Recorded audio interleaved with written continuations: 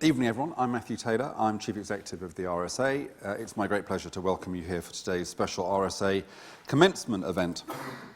The curators of our events programme have decided that one can never be too long in the tooth to hear some valuable life lessons. So they've revamped and reworked the US-style commencement address for audiences of all ages. So you won't be walking out of this lecture hall clutching a mortarboard and a diploma today, but you will, however, be the proud recipient of some pearls of wisdom to help you navigate your way through life. Before we begin, can you make sure your mobile phone is switched to silent? We're filming the event, but also we've got an online audience. We're live streaming over the RSA website, so hello to our online viewers. A reminder that the hashtag for this evening's event is RSA Commencement, so please do get involved in the discussion on Twitter. So I'm delighted to be welcoming Jon Ronson, who's kindly agreed to deliver this special one-off address. As I'm sure you all know, Jon is a best-selling and hugely acclaimed author, columnist, essayist and screenwriter. His book, The Men Who Stare at Goats, was made into a massively successful film starring George Clooney and Ewan McGregor. And his latest project is a screenplay for the film Frank, inspired by Jon's experiences playing in Frank Sidebottom's Oh Blimey Big Band. I believe he's actually going to elaborate a little bit more on those days touring with Frank, and we're lucky that he's going to share some valuable life lessons he's learned along the way. So without further ado, let's get to it. Please join me in welcoming Jon Ronson.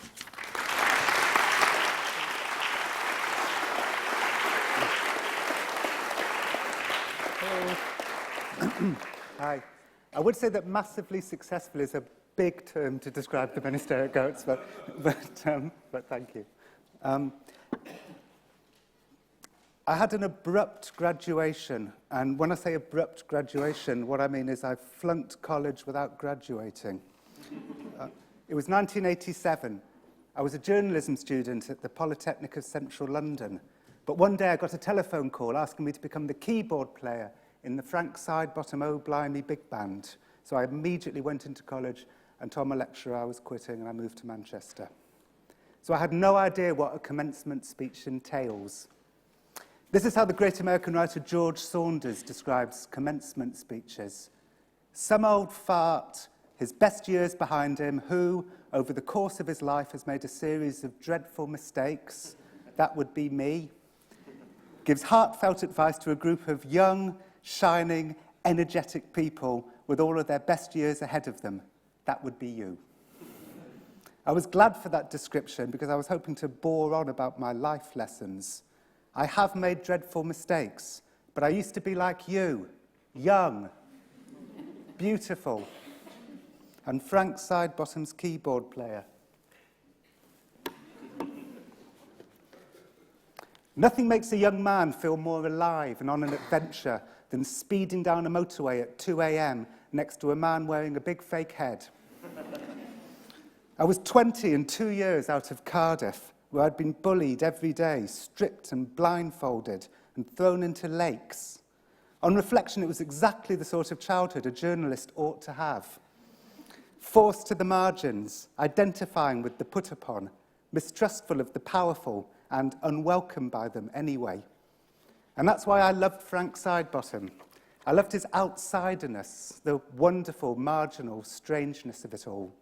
We were on the margins together.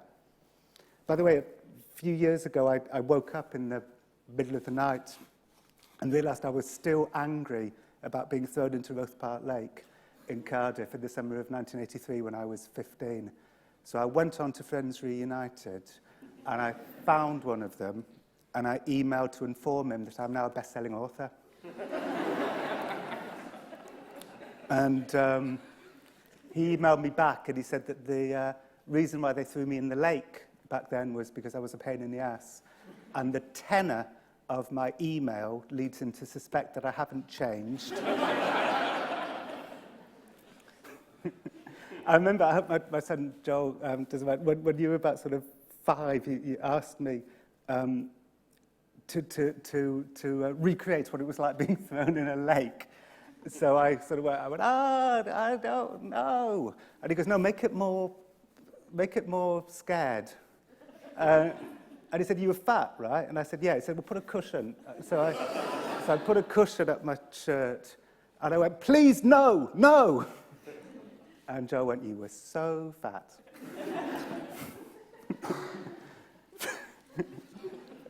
Frank Sidebottom wasn't the only outsider artist on the Northwest's 1980s avant-garde comedy music circuit. There was Edward Barton, a quiet, bearded man who'd stand on stage and scream, "I've got no chicken, but I've got 5 wooden chairs." He kept his belongings in a tiny satchel. He travelled home with us one night, and we dropped him off in the early hours in his neighbourhood, Hume, a desolate housing estate near the city centre. We opened the van door to let him out. As he climbed down with his satchel clutched to his chest, the clasp broke and it opened, and all his possessions fell out onto the floor. We drove off, but I kept looking at him from the back window. He made no attempt to bend over and pick up his belongings. He just stood there, his head bowed, staring at the scattered debris. It seemed like I was watching a man at exactly the moment he had reached his nadir. I was confused. From where I stood, Edward Barton was living the dream. He was a fixture on the circuit. I felt a sudden flash of alarm. Was this not enough? Should I be aiming higher? And then Frank fired me for tax reasons. He stood up in court. He owed £30,000 back tax, and the judge said, "This is a very serious matter. Do you have a payment plan?" And he said, "Would £1 a week suffice, my lord?" And the judge said, "No, it would not." And so I moved back to London and I started presenting a terrible BBC Two television show nobody remembers called The Ronson Mission. One day early on, I was sitting in the corner of the editing suite watching the producer work on an interview I'd done in Bournemouth with a Conservative town councillor. For most of the interview, she'd been perfectly nice, but at times, when irritated by my questioning, she'd become screechy.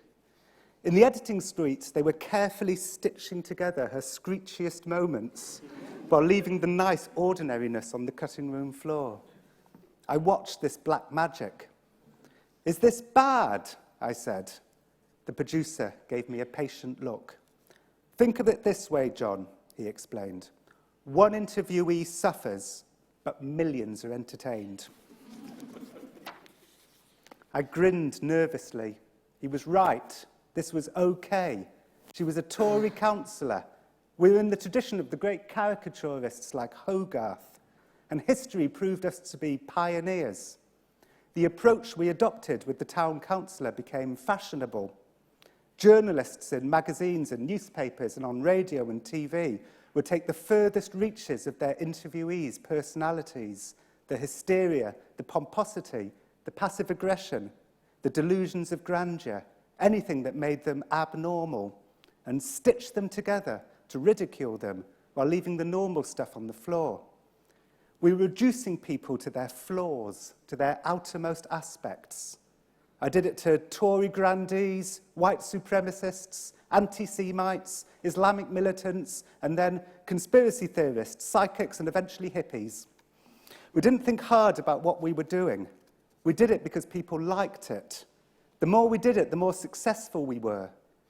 But I think if we had thought hard about what we were doing, we'd have realised we were creating a more conformist, conservative age. We were saying, look, we're normal. This is the average.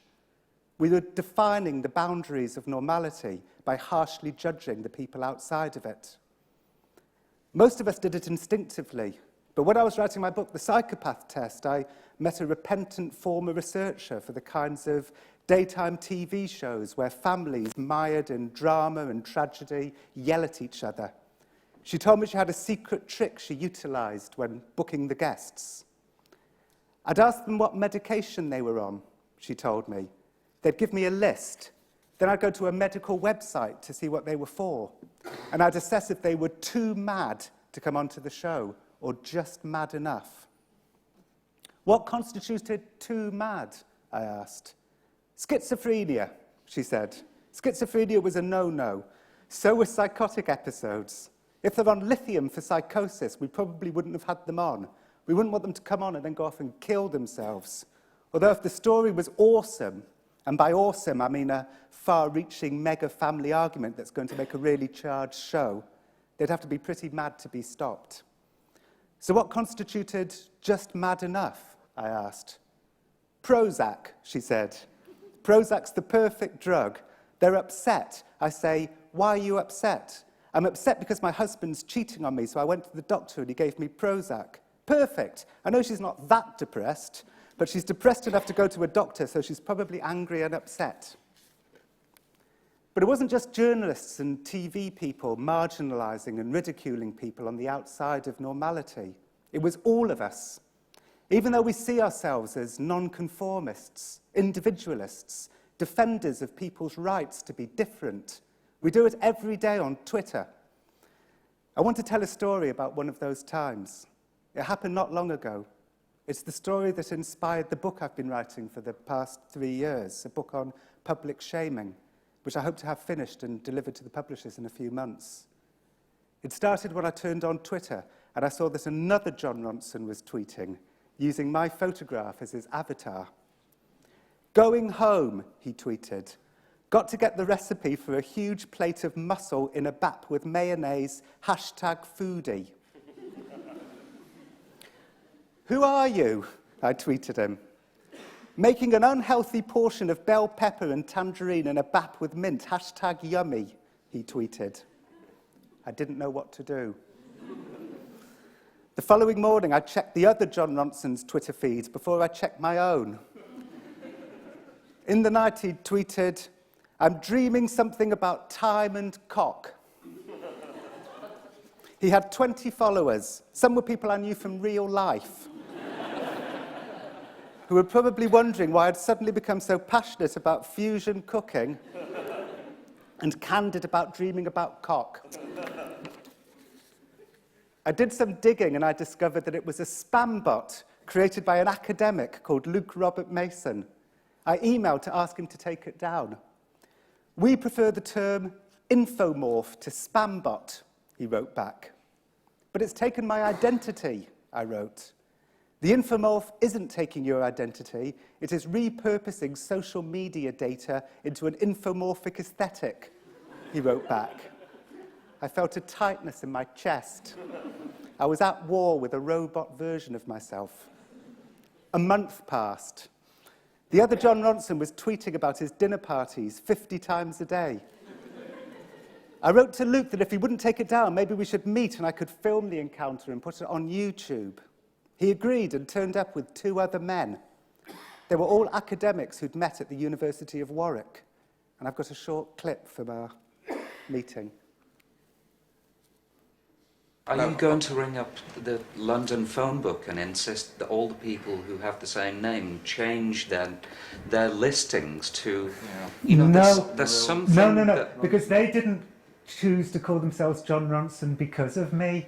Yeah, but You're choosing to call this Jon Ronson because of me. you seem to be saying there is only one Jon Ronson and I'm the real Jon Ronson. You're kind of proposing yourself as the real McCoy, as it were, and you want to maintain that authenticity. And I think we feel annoyed with you because we're not quite persuaded by that. We get the feeling that you're not so much saying, I want to maintain my integrity and authenticity as the real Jon Ronson. We think there's already a layer of artifice there, and that what you're saying is that it's your online personality, the brand Jon Ronson, that you're trying to protect, yeah? No, it's just me I mean, tweeting. it's not you. No, you're you. We've met you. Now, today, we're meeting face-to-face, person-to-person. The internet is not the real world. Yeah, but I write my tweets and then I press send. Mm-hmm. So it's me on Twitter. That's not academic. That's like... I think to take it back to where it It's came not from. postmodern. It's just a fact of it. This is bizarre. I find it really, really strange the way you're approaching it. You must be one of the very few people I've ever come across who's chosen to come on Twitter and use their own name as their Twitter name. I don't really know anyone who does that. And that's why I'm a little suspicious of your motives here, John, because that's why I say I think you're using it as brand management. That's why you're using your own name.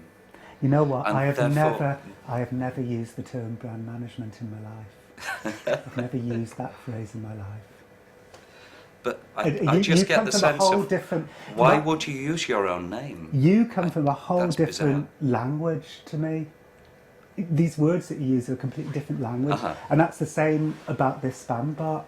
Its language is completely different to mine. Yeah, Yeah. definitely. Yeah, and Yeah, that's it what's is. annoying me so much. It's like a misrepresentation of You'd me. like it to be more like you. No, I'd like it to not exist. That's bizarre. Then I'd like it to not exist. Yeah. Why? Because I don't know. I find something quite psychologically interesting about that. Why? You know, there's a kind of interesting, kind of uncanny sense of, I don't know, I find that quite aggressive almost. Like you'd like to kill these algorithms, then you must feel threatened in some way. I imagine you talking about infomorphs and reality discourses while having one of your dinner parties that your Jon Ronson's always going on about, eating your wasabi dumplings. And I would walk past that dinner party and I'd think, God, that's a bit Nathan Barley. Yeah, I can't imagine doing that either.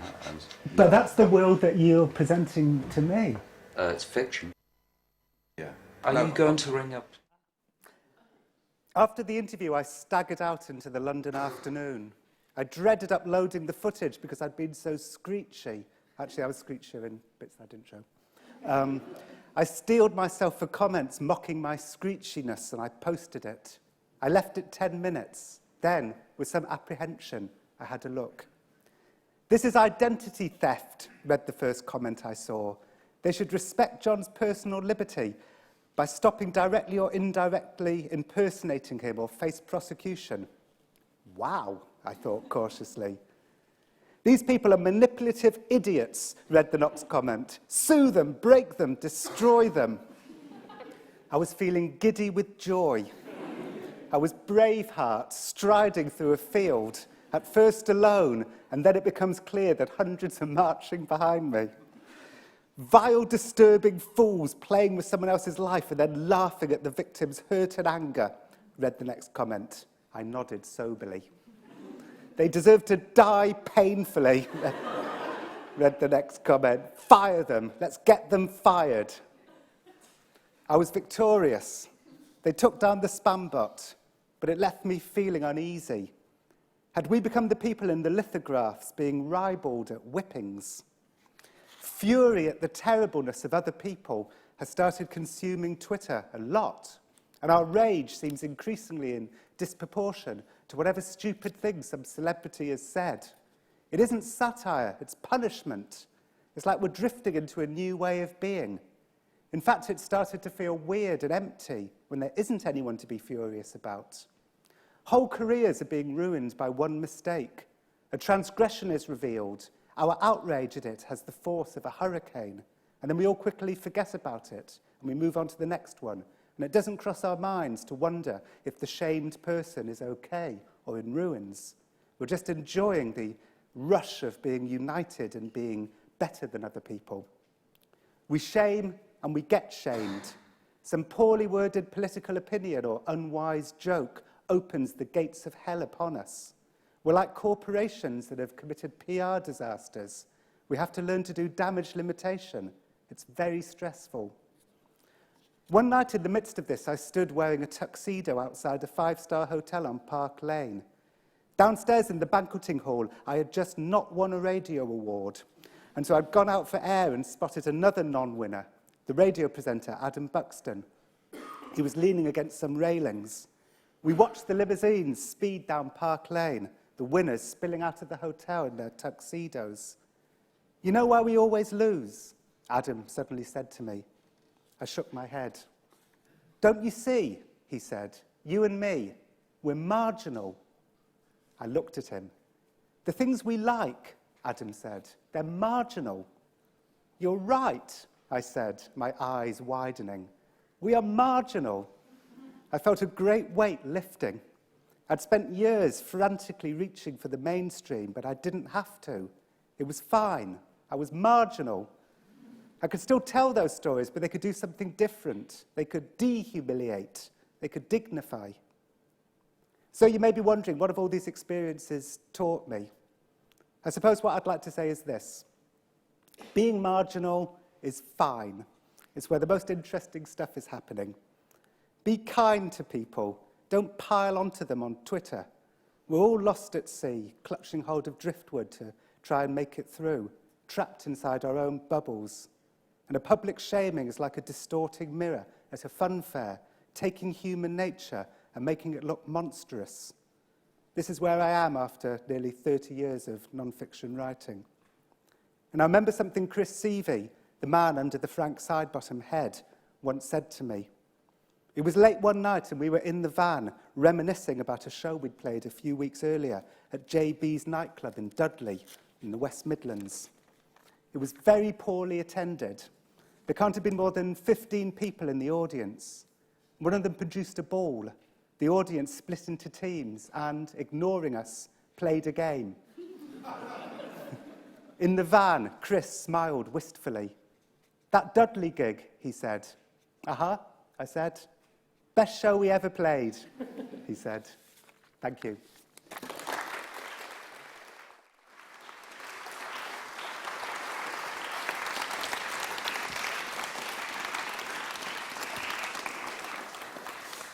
Thanks, John. That was great. So I'm going to ask John 2 or 3 questions, and then we'll open it up to the rest of the room. There's something in your writing that is almost kind of Brechtian in the sense that you try and close the gap between yourself and the reader because you put yourself into the process. You describe your journalistic process and you open up your vulnerabilities. So you get away from the idea, I'm a journalist, the holder of objective truth and wisdom.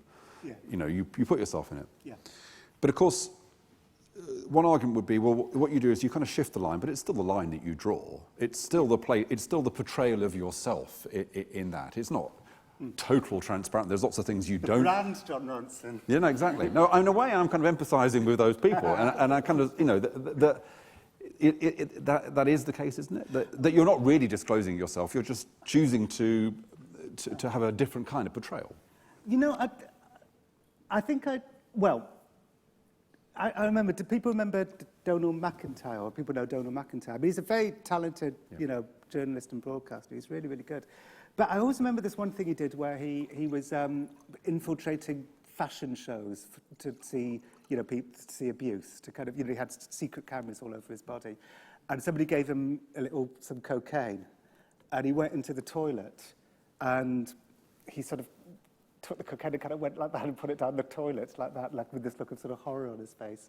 I was thinking, of course, you've never seen cocaine before. You work for the BBC, and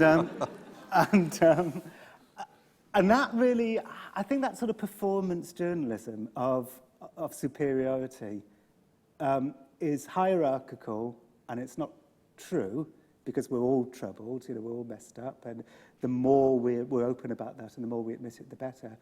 And sure, I'm the one with the final words because I'm the person who's writing or editing and so on. But I really believe that the more one gets to the core of one's true vulnerabilities and weaknesses, it's like you can't fake it. It's like if I'm doing... But can't you fake? I mean, that's what I'm interested in. Isn't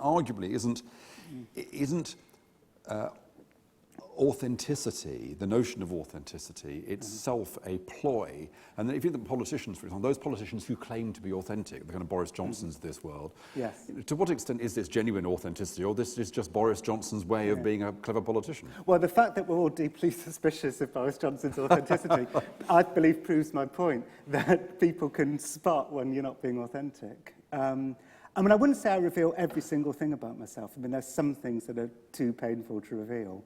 And of course, I mean, I gave up writing my Guardian column years ago because I couldn't write about my family anymore, and that was like way too exposing and a mistake, and I should never have done it. But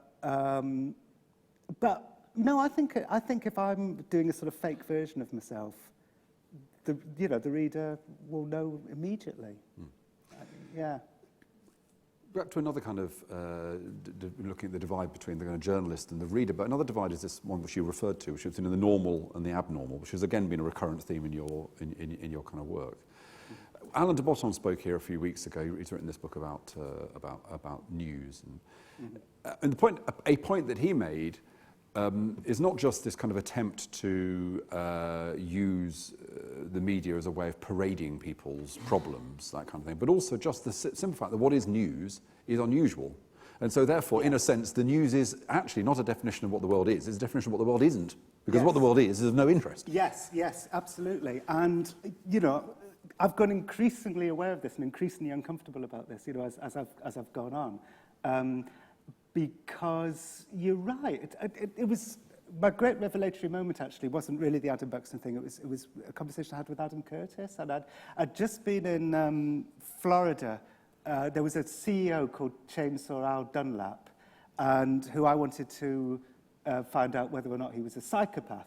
So I went to his house. I didn't tell him that was the reason why. I said I wanted to see whether he had a special brain anomaly which made him fearless and interested in the predatory spirit. And he said, come on over. And so I went to his house, and I went through the psychopath checklist with him.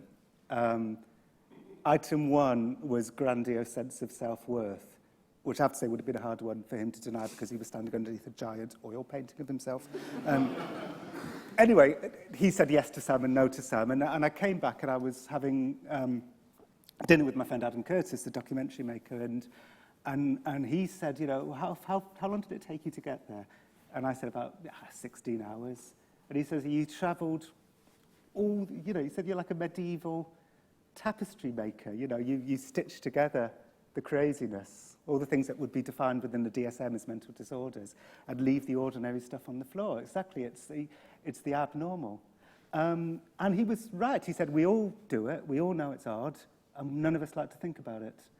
And ever since then, really, that's all I've been thinking about. That's why I wanted to write a book about public shaming, because I also didn't want this to be about other people doing bad things. I wanted this to be a book about all of us doing this. We all pile on. And I suppose there was a journalist, wasn't there, a few years ago, I've forgotten his name, who said that the news should be kinder. Yeah. And he was lambasted. Martin Lewis, he was lambasted, and it had a great... but I sort of understand where he was coming from now, all these years later, that it's odd for our canvas to be the extremes.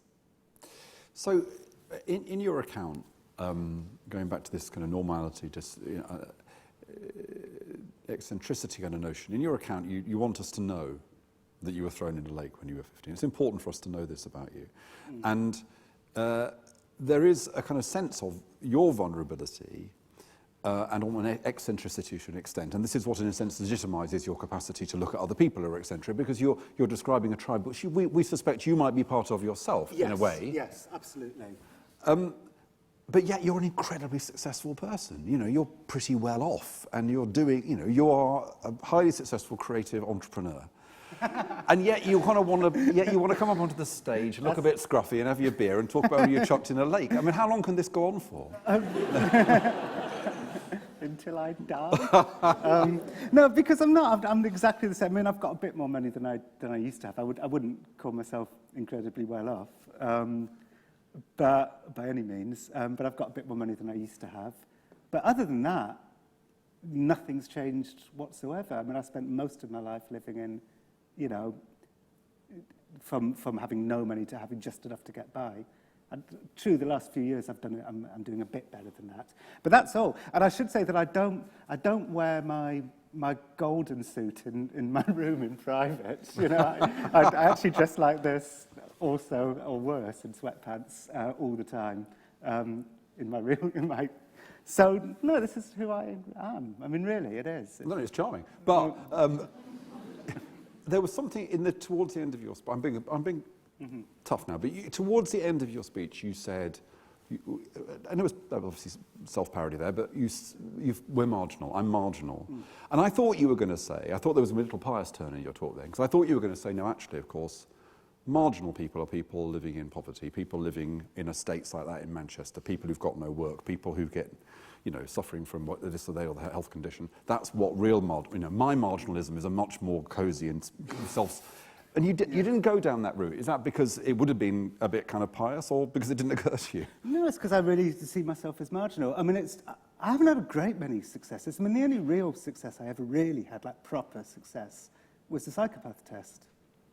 You know, nothing else I've done has been that successful. You know, I used to feel like deeply, I'm not anymore because now we're good friends and we've kind of matured out of it, but I used to feel like deeply, you know, competitive with Louis Theroux, and every time I felt like sort of conjoined twins, and that for one of us to grow stronger, the other must die. And and it would like eat me up that you know, Louis was like getting 5 million viewers and I was getting, you know, 1 million viewers at the most. And I deem you to be successful because every single person I've spoken to about the fact that I'm chairing this event has envied me and said, oh, fantastic, and, you know, that is so great and that is so exciting. So you have, whatever your kind of material success, what you have attained is a fondness in, you know, I would imagine everyone in this room feels fondly inclined towards you. And that's not always the case with people who, you know, who've put themselves out there, who've been...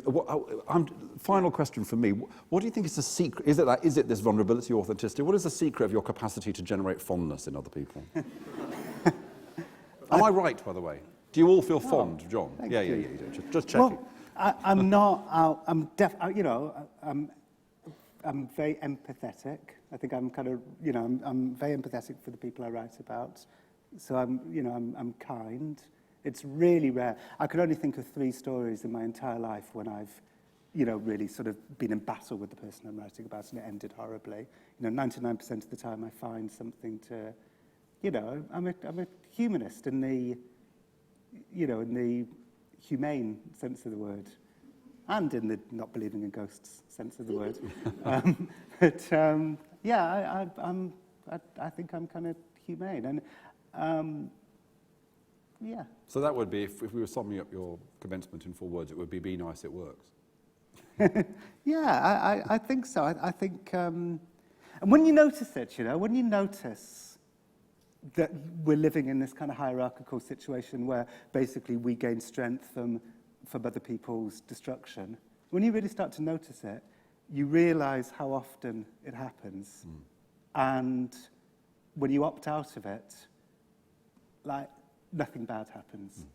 You know, it's in fact, it's a sort of, you know, it's a better life. Great. Okay, let me open the floor to questions. Let's start here. If you can be as brief as you can and say your name, that would be brilliant. Hi, John. My name's Max. Fascinating question, actually. Why were you interested in the study of psychopaths? I mean, what was it about them that got you, really? It was actually 2 things. There was a woman, I don't put this in the book because it's a story that only works when you know that the punchline is psychopaths. So, and if the book was called The Psychopath Test, it would have been a pointless story to put in the book. But basically what happened, I made a documentary about a woman called Mary Turner Thompson, who was married to a man from the CIA. And after like 7 years of being married to this man, she discovered that when he was offered Jenin, or, you know, Gaza, he wasn't. He was up with his other family in Gullen, just outside Edinburgh, and he was a bigamist and a fraudster, and she said a psychopath. And I'd never really thought of that term before. But then she said, I heard 2 things. I said to her, you must have been incredibly hurt. And she said, is something along the lines of, is the wildebeest offended by the lion? No, the wildebeest knows it's the lion's nature. And that struck me as like a huge thing, because, you know, she was talking about another species. And then I was talking to a psychologist called Martha Stout, who said that, by the way, that brain anomaly rules the world. It's so powerful. And I thought that was a huge thought. And I wondered, is that just the thing that psychologists say, or is it true? And if it's true, that's like the biggest thought I've ever had. So that's why. And then I thought to myself, I could learn how to become a professional psychopath spotter and journey into the corridors of power. And I thought, well, that's a narrative. And once I had the narrative, there was no turning back. Yeah. Great. Who's next? I thought I saw another hand. I can't believe there's no more. Oh, yes, I did. I did. Otherwise, for the rest of the, until 7, for the rest of the book, because I'll just have to stare into the webcam. No, I've got loads more. I've got loads more questions. So it's about authenticity, I guess. So I do a job where I represent social workers. I'm not a social worker, but I represent them. And they're always, rightly, complaining that they're like maligned and just demonized almost. And they're always talking about how they want like positive portrayals of what they do. And like, I'm doing my best to do that, but at the same time, it kind of feels inauthentic in itself. Yeah. And like, it's the same with teachers or any other profession, which is commonly like just sort of derided. I wonder, like, it's like feels like a pendulum. So just sort of, what do you think of that? Yeah, I totally know what you're saying, and you're right. I mean, in all of this, you have to be I'm a journalist, and so I'm always going to tell the truth. I think the thing is, okay, people are flawed. This isn't like I'm glad you said this because it'd be good to clarify this. I'm not saying let's whitewash people's flaws, let's pretend people don't have flaws. What I'm saying is let's all enjoy our flaws and not see it as something to be disgusted by, unless they're doing something that's, it's a terrible thing. But let's sort of share in hopefully a sort of funny and empathetic way that we're all messed up. My issue isn't with portraying people's flaws and absurdities. I think that's okay. My issue is don't do it from a position of hierarchy. Don't say that I'm perfect and you're not. Yeah. Have you seen the work? Have you read or seen Brené Brown's work? Yes, yeah. I've seen one or two of her TED Talks. Because she argues, of course, that it is an awareness of an ownership of your own vulnerability, which is the key to being wholehearted as a person. Yes, yeah, and I think that's true. I think it's, to be unashamed of your vulnerabilities and open about them and yeah. Very absolutely. good. Yep, gentleman here. I'm glad you're doing this. I always get that very Sophie's Choice, like I was on panic, and if I was Sophie and Sophie's Choice, I'd be going, kill them both. Hello, my name's Andy, and I want to ask you about the film Frank, and the fact that you shot it in the States, and he's from Timperley in South Manchester. Exactly. And it's just to ask you what the challenges were keeping authentic, that you tried to make sure you didn't lose by filming over there. Yes, and in fact, when you were saying to me, everybody thinks fondly of me, what pops in my head was when the trailer for the Frank film came out and they saw that it wasn't about Frank Sidebottom, but it was about a fictional character kind of inspired by Frank Sidebottom. Believe me, if you'd read the comments, you wouldn't be thinking I'm living in a sort of, fun bubble of fondness. Can I connect that question to one I was going to ask, which is the challenge of screenplay versus, or script writing versus, you have less control over the former than you do. Obviously, you have an editor for books, but you have much less control than you do over a book that you write. So tell us about that as well. Yes. Well, okay. So the story is for people who don't. When Chris was alive, he got back in touch with me and said he was staging a comeback, and would I write something in The Guardian to help? So I wrote this piece in The Guardian about my time in his band, in Frank's band. And it had a kind of lovely sort of fairy tale, the idea of being kind of plucked from the suburbs to be in this kind of crazy band. And my friend Peter Strawn, the screenwriter, said, this could be a film. So we started writing the screenplay, and straight away, it was not going to be a film about Frank Sidebottom for a number of reasons. One reason was that he didn't want it to be. The last thing he wanted was for there to be a Chris Evie character in the film. He thought any reality would kind of damage Frank. So, and I didn't want there to be a Chris Evie character in the film either. And I didn't want to write a Manchester... Also, I didn't want to write a Manchester biopic. I didn't want... 24-Hour Party People had just come out, and it was a great film. And I didn't want to be in competition with that. I would not write a film as good as that film. And so we started talking, me and Peter, about other outsider artists, kind of too interesting to make it in the mainstream, and then the sort of battle between the margins and the mainstream and so on. And so what evolved over about 4 or 5 years was a fictional character that was a kind of mashup of kind of great outsider artists. So Frank Sidebottom, Daniel Johnston especially, the brilliant bipolar singer-songwriter, Captain Beefheart. So our Frank is a sort of amalgamation of all those people. And the reason why he's American is because that's the Daniel Johnston aspect of him. So it wasn't like... So anybody who thinks that we couldn't handle Timperley and we had to, like, for reasons of making the film more popular, set it in America, that's not it at all. I mean, that would be a kind of nuts thing to do. What we wanted to do was make a film that nobody would think was about Frank Sidebottom, whilst keeping the big fake head, because that's like a brilliant thing about him. And this was all done with Chris's approval and his family's continual approval. You know, we wouldn't have done it without people's approvals. And there is a Frank Sidebottom documentary about to come out called Being Frank, which I've contributed to, which tells, you know, the proper Frank Sidebottom true story. And in terms of screenplay versus, I mean, it's weird being a screenwriter because somebody described it the other day. I can't remember where I read this, but somebody said it's like being the prostitutes at breakfast. It's like they don't want you around after you've done, you know, once you've provided your service. And so that's kind of what it feels like. So, and I think of it as like a relay race. You know, me and Peter had our time with the baton, and Lenny, the director, kind of joined us in the screenwriting. And then once the script was approved, you know, you hand the baton on. But given how important authenticity is to you, does that not worry you that you've handed the baton now, and what now becomes of it is something you may not control, but you'll still have your name all over it? Well, if you don't like it, you shouldn't be a screenwriter.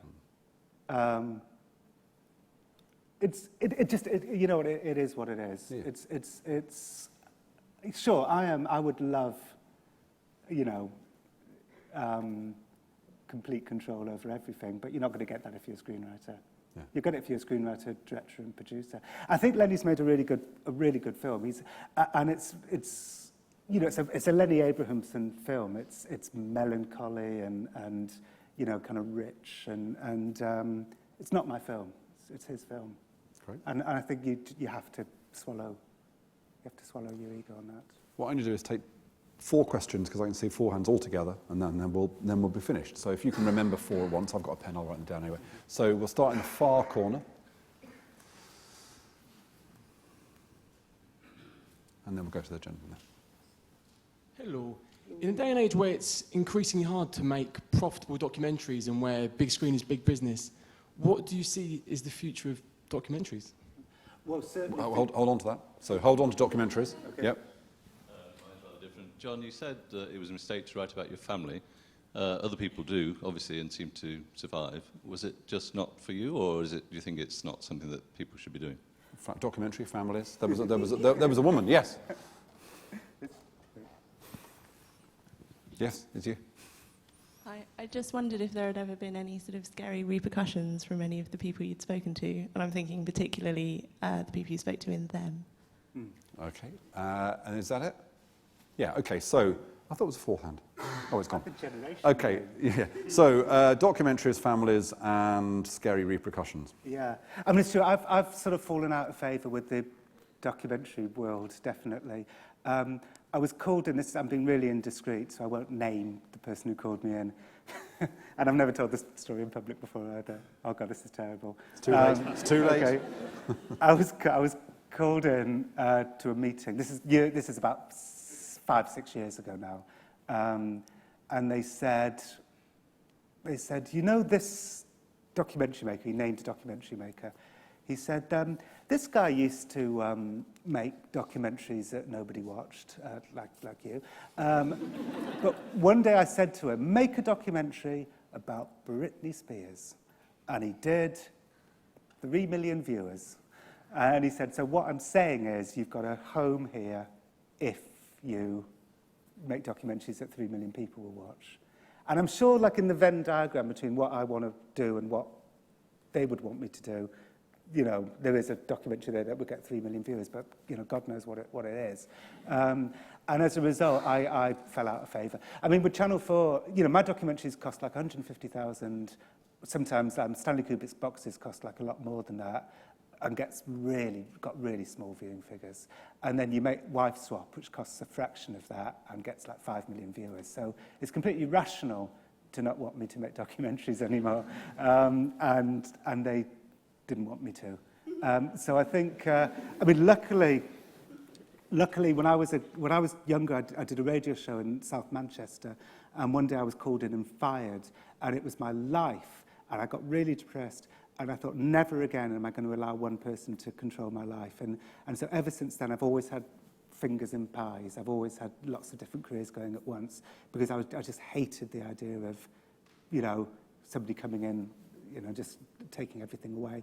So when my documentary career basically ended, I had lots of other things. I could still tell the stories in different ways, in books or, you know, whatever, screenplays, radio shows. I think sounds, by the way, John, that sounds like an argument for public service broadcasting. Oh, gosh, yeah. Oh, no question. Interesting stuff. Yeah, you need people to pay for interesting stuff, even which won't pay for itself, as it were. Yeah. By far, I mean, as far as I'm concerned, by far the most interesting stuff getting made in Britain at the moment is being commissioned by Sky Arts and Sky Atlantic. Oh, really? Yeah, they're the... and I've just made a short... Which isn't public service broadcasting. No, but I guess they've got so much money they can afford to lose a little bit of it. Right. I've just made a short silent comedy for Sky Arts called The Dog Thrower with Matthew Perry, which is be on in a couple of weeks. Yeah, I think if you know, the only way to make really interesting documentaries now is to do it as a cottage industry and try and get it into cinemas. I mean, that's the place to do it now. Family. So, do you think that your decision about family is one that others should emulate, or is it an entirely personal thing? I mean, I would. If anybody ever said to me, "I'm thinking about writing about my family. Should you do it? Should I do it?"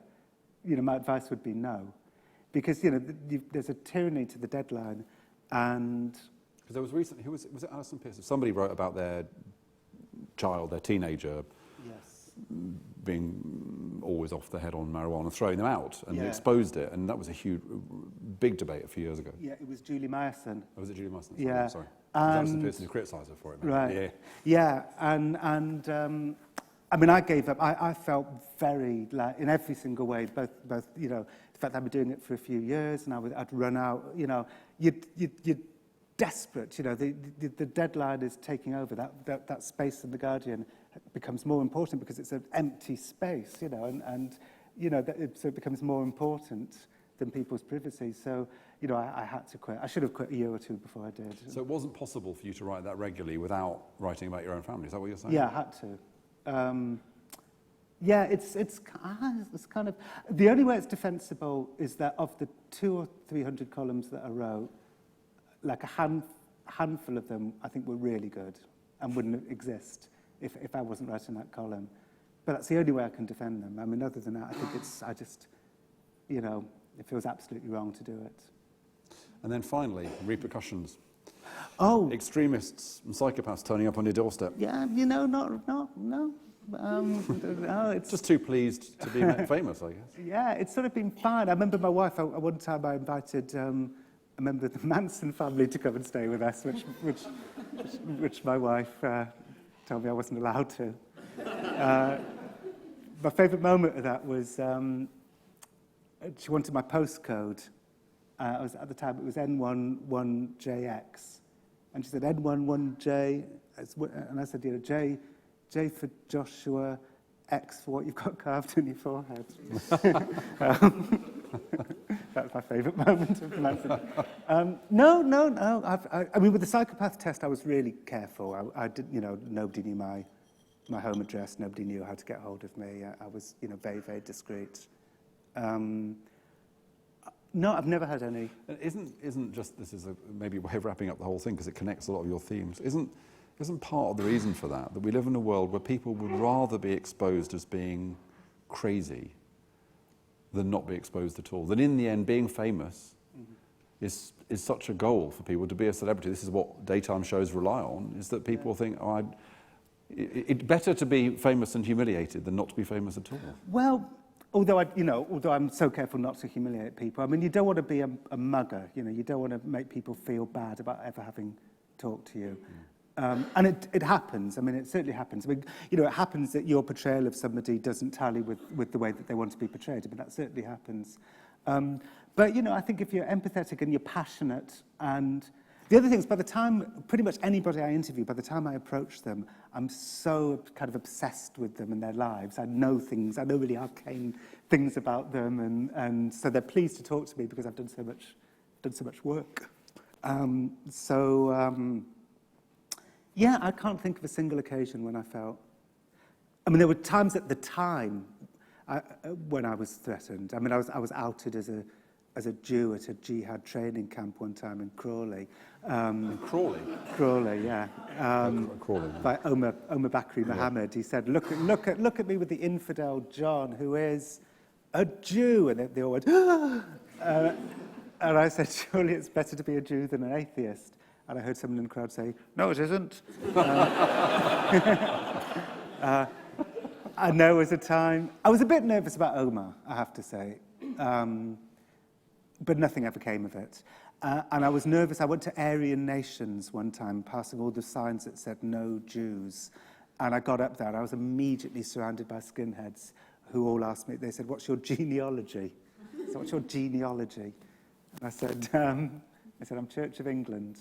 And one of them just alleviated the situation and said, oh, I made some joke about the Church of England and calmed everything down.